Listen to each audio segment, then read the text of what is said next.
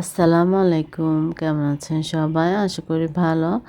আজকে আমি কোরবানি ঈদ স্পেশাল মজাদার একটি ম্যাঙ্গো ডেজার্ট তৈরি করে দেখাবো। এখন যেহেতু আমের অনেক সিজন, এই সিজনে কিন্তু আপনারা একবার হলেও কিন্তু এই ডেজার্টটি তৈরি করবেন। না হয় কিন্তু মনের মধ্যে আপনাদের একটি আক্ষেপ থেকে যাবে যে এত মজাদার ডেজার্টটা আমরা কেন তৈরি করলাম না। ট্রাস্ট মি, তাই আমার রেসিপিটা একবার হলেও ট্রাই করবেন। এই ঈদে সবাইকে তাক লাগিয়ে দিবেন। এতটাই টেস্টি হয়েছে, দেখতে যেমন হয়েছে মাশাআল্লাহ কিন্তু খেতে তার থেকেও দ্বিগুণ বেশি মজা হয়েছে।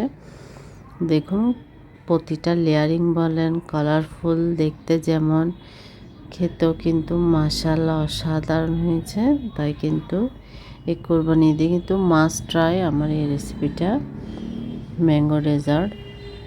এটা আসলে খুবই সহজ। আপনি মাত্র 2টি আম দিয়ে মজাদার ডেজার্টটি তৈরি করে নিতে পারবেন। আম এবং পাউরুটি দিয়ে কিন্তু খুবই সহজে আপনি বাসায় কিন্তু অল্প উপকরণ দিয়ে কিন্তু এটা আর খুব অল্প সময়ে কিন্তু এই ডেজার্টটা তৈরি হয়ে যায়। যেটা অনেক বড় একটা বিশেষত্ব হচ্ছে সেটা খুবই অল্প সময়। আপনি একটু সময় বেশি নিয়ে রাখতে হবে, এটাই। না হয় কিন্তু আপনার এটা তৈরি করতে আহামরি কোনো ঝামেলাও না, আহামরি কোনো উপকরণেরও প্রয়োজন নেই। আপনি খুব অল্প উপকরণ দিয়ে, আপনার হাতের কাছে থাকা উপকরণ দিয়ে কিন্তু এই মজাদার ম্যাঙ্গো ডেজার্টটি তৈরি করে নিতে পারেন। দেখেন প্রত্যেকটা লেয়ার কতটা সুন্দর হয়েছে। এখানে আমি 2টি আম নিয়ে নিয়েছি। এগুলা কিন্তু পাকা আম, দেখতে আপনার খোসাটা সবুজ হতে পারে কিন্তু ভেতরে আমটা কিন্তু একদম পাকা মিষ্টি। চেষ্টা করবেন একটু গোল আকৃতির বড় দেখে আমগুলো নেওয়ার জন্য, তাহলে এগুলো কিন্তু আপনার ফ্রেশ হয়, মিষ্টি হয়, অনেক টেস্টি হয়। আমি ছোটো ছোটো টুকরা করে নিয়েছি। তারপর আমি এখানে চিনি দিচ্ছি স্বাদ অনুযায়ী। আসলে যে ডেজার্ট মানে কিন্তু মিষ্টি হতে হয়। আপনার অতিরিক্ত মিষ্টি হলে আবার ভালো লাগে না, অতিরিক্ত আবার কম হলেও ভালো লাগে না। যেন একটা ব্যালেন্সের মধ্যে থাকে, সেভাবে কিন্তু আমি মিষ্টিটা দিয়ে দিলাম। আপনাদের পছন্দ মতো দিয়ে নেবেন। এবার আমি পিউরিটা কিন্তু রান্না করে নিচ্ছি। প্রথমে আমি আমের ফ্রেশ পিউরিটা দিয়ে দিলাম, দিয়ে হালকা একটু নাড়াচাড়া করে নিব। আসলে প্রত্যেকটা রেসিপি আপনি যত্ন সহকারে নিজের মন থেকে যদি তৈরি করেন তাহলে কিন্তু খুবই সহজ হয়, খুবই মজা হয়। সব কিছু কিন্তু নিজের উপর, নিজে আসলে কতটুকু পারবো, কতটুকু কনফিডেন্স, সেটা দিয়ে কিন্তু তৈরি করলে অবশ্যই কিন্তু ভালো হয়। এখানে আমি কাস্টার্ড পাউডার নিয়েছি 2.5 চা চামচের মতো, সামান্য দুধ দিয়ে এটা গুলিয়ে নিয়েছি। আমার পিউরিটা কিন্তু রান্না করা হয়ে গিয়েছে। এবার আমি যে মালাইটা তৈরি করব সেটা রেডি করে নিচ্ছি। এখানে আমি মেজারমেন্ট কাপে তরল দুধ নিয়ে নিচ্ছি। আপনারা চাইলে পাউডার দুধকেও গুলিয়ে নিতে পারেন ঘন করে, কোনো সমস্যা নেই। ওইটা আরও আপনার ঘন হয়, কারণ পাউডার দুধটা অনেক ফুল ক্রিম থাকে। এখানে আমি 2.5 কাপ পরিমাণ নিয়েছি। এটাও কিন্তু আমি তরল দুধকে ঘন করে নিয়েছি, সামান্য একটু ঘন করেছি, অত বেশি ঘন না, ঘন করে ঠান্ডা করে নিয়েছি। অবশ্যই কিন্তু আপনার তরল দুধটা কিন্তু প্রথমে জাল করে নেবেন, তারপরে ঠান্ডা করে কিন্তু আপনি যে কোনো ডেজার্টের জন্য ইউজ করবেন। আমি চিনি দিয়ে দিলাম। চিনিটা কিন্তু আমি খুব ব্যালেন্স করে দিচ্ছি অতিরিক্ত, কারণ পাউরুটিটাও মিষ্টি, ম্যাঙ্গোটাও মিষ্টি। আপনার অতিরিক্ত হয়ে যাবে সেটা অবশ্যই কিন্তু মাথায় রাখবেন। অতিরিক্ত চিনি অ্যাড করবেন না। কর্নেল স্মেল দিচ্ছি আমি এখানে 2.5 চা চামচ পরিমাণ দিয়ে আমি ভালো করে নাড়াচাড়া করে নিচ্ছি। এটা কিন্তু অনবরত নাড়াচাড়া করতে হবে, না হয় কিন্তু আবার দুধটা নিচে লেগে যাবে। এবার আমি যে কাস্টার্ড পাউডারটা মিক্স করে রেখেছিলাম সেটা দিয়ে দিলাম। দিয়ে এবার আমি অনবরত নাড়াচাড়া করে একটা ঠিক একটি ঘন আমি মালাই তৈরি করে নিব। দেখুন আমার মালাটা কিন্তু তৈরি করা হয়ে গিয়েছে। খুব সুন্দর একটা কালার এসেছে কাস্টার্ড পাউডারটা দেওয়ার কারণে। আপনাদের হাতের কাছে যদি কাস্টার্ড পাউডার না থাকে তাহলে আপনারা কর্নফ্লাওয়ার দিয়েও কিন্তু এটা ঘন করে নিতে পারেন। ফ্লেভারটা হবে না কাস্টার্ড পাউডারের যে একটি ফ্লেভার থাকে সেটা।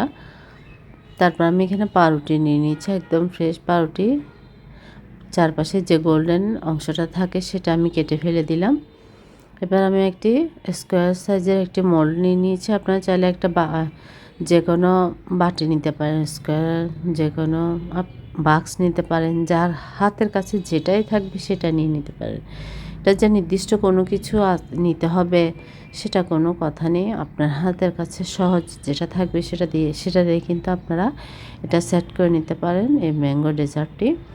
আমি প্রথমে একটু অয়েল ব্রাশ করে নিয়েছিলাম যেন খুব সহজে উঠে আসে, বা আপনারা ঘিও দিতে পারেন। তারপর আমি প্রথম লেয়ার পাউরুটি দিয়ে এবার আমি যেই মালাইটা তৈরি করেছি সেটা দিয়ে দিলাম। দেখুন একদম কিন্তু আনাচে কানাচে ভালোভাবে কিন্তু এটা ফিল আপ করে দিতে হবে। আপনারা কিন্তু দেখে বুঝে নেবেন এটা কিভাবে করছে, একদম যেন চারপাশটা একদম ডুবে যায়, পাউরুটিটা ডিপ হয়ে যায় মালাইয়ের মধ্যে। এবার আমি কুচি করে কিন্তু এক বাটি মতো আম রেখেছি, সেটাকে আমি দিয়ে দিচ্ছি যেন খাওয়ার সময় মুখের মধ্যে আমটা লাগে। যেহেতু এটা ম্যাঙ্গো দিয়েই তৈরি করছি, যার জন্য আমের পরিমাণটা একটু বেশি হলে আপনার খেতেও কিন্তু বেশি ভালো লাগবে। আমি দিয়ে দিলাম। এবার আমি পাউরুটিটা দিয়ে দিলাম আরেক লেয়ার। দেখুন আমি কিন্তু আবার দিয়ে দিচ্ছি। আপনারা যদি ছোট সাইজের পাউরুটি নেন তাহলে আপনারা ছোট নিতে পারেন, আরও বড় চাইলে আরও বড়, সেটা আসলে আপনাদের উপর। এটা কোনো নির্দিষ্ট কোনো সাইজ বা মেজারমেন্ট নাই যে আপনার থেকে বড় নিতে হবে, ছোটই নিতে হবে। যার যেমন ভালো লাগে, যার যতটুকু লেয়ার ইচ্ছা হয় আপনারা করতে পারেন। এবার আমি আবার মালাইটা দিয়ে দিলাম। মালাইটা কিন্তু একদম খুব ভালোভাবে দিতে হবে, না হয় কিন্তু পাউরুটিটা আবার ভালোভাবে কিন্তু সোপ করবে না। যেহেতু পাউরুটি এই মালাইটা সোপ করে নিলে কিন্তু আপনার খুব সুন্দরভাবে এটা একদম টইটুম্পর হয়ে যাবে মালাইয়ে। আমি আবার কিন্তু আমের কুচিগুলা দিয়ে দিচ্ছি। এটা ট্রাস্ট নিয়ে আপনাদেরকে আমি বলে বোঝাতে পারবো না, এটা খেতে যে কতটাই মজা। আপনারা এটা যখন তৈরি করে খাবেন তখনই বুঝতে পারবেন এটা আসলে কতটা টেস্টি, কতটা ফ্লেভারফুল। ম্যাঙ্গোর একটি অসাধারণ একটা ফ্লেভার আসে খাওয়ার সময়, যেটা কিন্তু আপনার বাচ্চা থেকে শুরু করে বড়রা সবাই কিন্তু খুবই পছন্দ করে। এই ঈদে কিন্তু এই কোরবানি ঈদে এই ডেজার্টটা কিন্তু মাস্ট ট্রাই, আপনারা একবার হলেও ট্রাই করবেন আর আমাকে অবশ্যই কমেন্ট করে জানাবেন কেমন হয়েছে। আপনি এটা তৈরি করে যাকেই খাওয়ান না কেন সেই কিন্তু খুব পছন্দ করবে, এতটাই মজা। আপনার থেকে কিন্তু রেসিপিটা বারবার জানতে চাইবে এটা আপনি কীভাবে তৈরি করেছেন, এটা এতটাই মজা। এটা কিন্তু বোঝার কোনো উপায় থাকে না আপনি যে পাউরুটি দিয়ে তৈরি করবেন, সেটা খাওয়ার পরেই কিন্তু আপনি যদি বলেন তাহলে কিন্তু বুঝতে পারবেন এটা আপনি পাউরুটি দিয়ে তৈরি করছেন।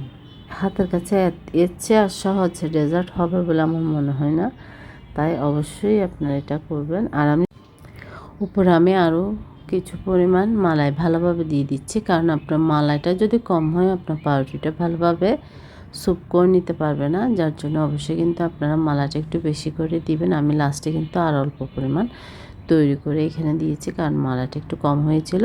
তারপর আমি যে আমের জেলটি তৈরি করে রেখেছিলাম পিউরিটা, সেটা আমি পাইপিং ব্যাগের মধ্যে ঢুকিয়ে উপরে দেখতে পেয়েছেন লম্বা লম্বা করে দিয়ে দিয়েছি। আপনারা পাইপিং ব্যাগে ভরে বা যে কোনো বোতলের মধ্যে ঢুকিয়ে ছিদ্র করে ওখান থেকে এরকম চিকেন চিকেন করে দিতে পারেন, বা চামচ দিয়ে দিতে পারেন, যার যেমন সুবিধা হয় এভাবে দিয়ে নেবেন। তারপর আমি কাজু বাদাম পেস্তা বাদাম দিয়ে দিলাম। আসলে ড্রাই ফ্রুট বলতে আপনার যে কোনো রকম বাদাম, যে কোনো রকম কিছু দিতে পারেন, টুটি ফ্রুটিও দিতে পারেন। আমার কাছে মনে হয় কিন্তু এরকম ডেজার্টে কিন্তু আপনার কাঠবাদাম, কাজু বাদাম, পেস্তা বাদাম এই তিনটা বাদাম দিলে কিন্তু বেশি টেস্টি হয়। আমি এখানে কাঠবাদাম এবং পেস্তা বাদাম 2 রকম বাদাম দিয়েছি, আপনারা চাইলে এক রকমও দিতে পারেন, কোনো সমস্যা নেই। যার হাতের কাছে যেটা থাকবে অ্যাভেলেবেল সেটা দিলেই হবে।